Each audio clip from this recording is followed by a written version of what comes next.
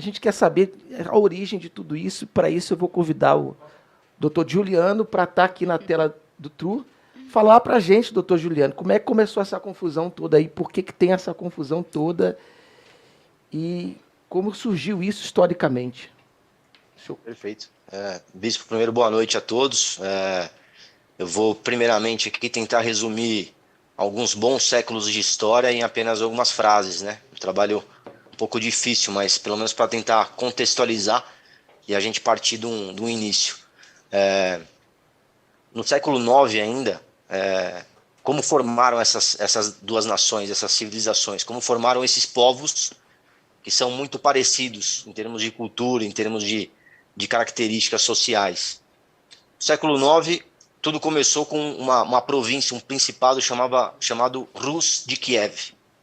Ou seja, existe um debate historiográfico em cima disso, ou seja, tem várias linhas de historiadores que acreditam em diversas linhas de pensamento, mas de maneira geral iniciou assim. Principado formado por, na sua grande maioria, eslavos, depois juntados a boa parte do Império Bizantino, com aquele cristianismo ortodoxo vindo da Grécia. Uhum. Foi assim que o povo russo, em sua maneira geral, nasceu dentro desse principado de Kiev. Ou seja, o povo russo teve seu início no principado de Rus de Kiev.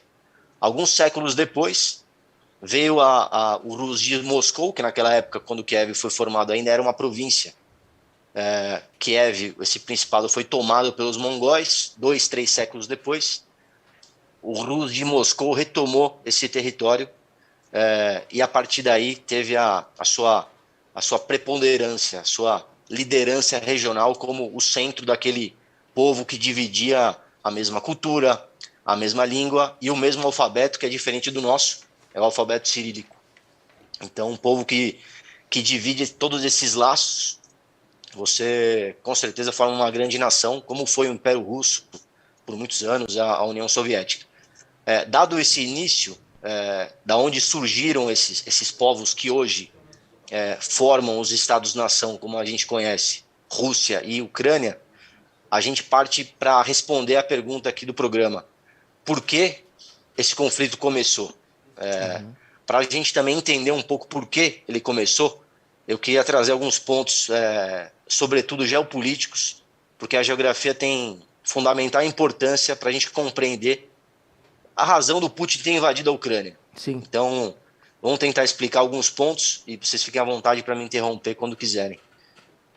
Existe um território, uma boa parte do território europeu, na verdade, que vai desde da ponta da França até o final praticamente da Rússia, a metade da Rússia, já em território asiático, passando por toda a Europa, que se chama a planície do norte europeu.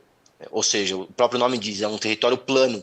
Uhum. E durante muitos anos na Europa, muitas invasões aconteceram especificamente no território russo, no Império Russo, no período dos czares, durante a União Soviética. Só para citar alguns.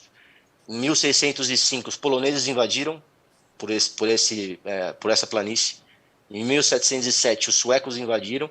Em 1812, Napoleão, através da França, essa terra da confusão, né? Muita. E tentaram invadir 2 vezes a Alemanha nas 2 guerras mundiais, por esse mesmo território plano, consequentemente passando por parte da Ucrânia para chegar até Moscou, né? Então, nas relações internacionais, a gente tem um nome para dar para isso, que é o buffer state, ou seja, é um estado tampão.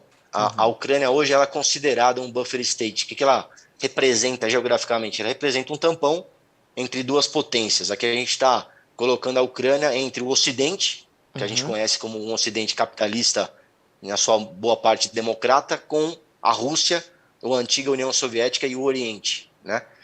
E por esses laços culturais que eu expliquei aqui no início, a Rússia sempre teve a Ucrânia, o território ucraniano, o povo ucraniano, sob a sua esfera de influência, né? Então, dado essa questão territorial terrestre, né, da planície do norte europeu, a gente também tem a questão marítima. A Rússia é o maior país territorialmente falando do mundo. certo? Obviamente, ela é banhada por vários oceanos, mas boa parte desses oceanos são todos congelados. Aí a gente está falando do Ártico, que fica em toda a parte norte da Rússia, você não tem acesso ao mar por lá para o navio, por motivos óbvios aí de clima. Você tem acesso ao Oceano Ártico, que fica entre a Suécia e o Báltico, na verdade, o Oceano Báltico, que fica entre a Suécia, a Finlândia e os países bálticos aqui em cima, que, por razões óbvias também, boa parte, em alguns meses do ano, ele é congelado e também, militarmente, você não tem um acesso muito bom por conta desses países já estarem na OTAN, que é um ponto que a gente vai chegar daqui a pouco. E, por fim, ela tem, por fim não, mas ela tem outro acesso ao final do seu território, próximo à China e ao Japão, que é Vladivostok. 4 meses no ano, esse território também está congelado. Que isso. Portanto, o único porto de águas quentes da Rússia era até então, até a Ucrânia se formar como um Estado-nação nos anos 90, a Crimeia, que em 2014 foi tomada.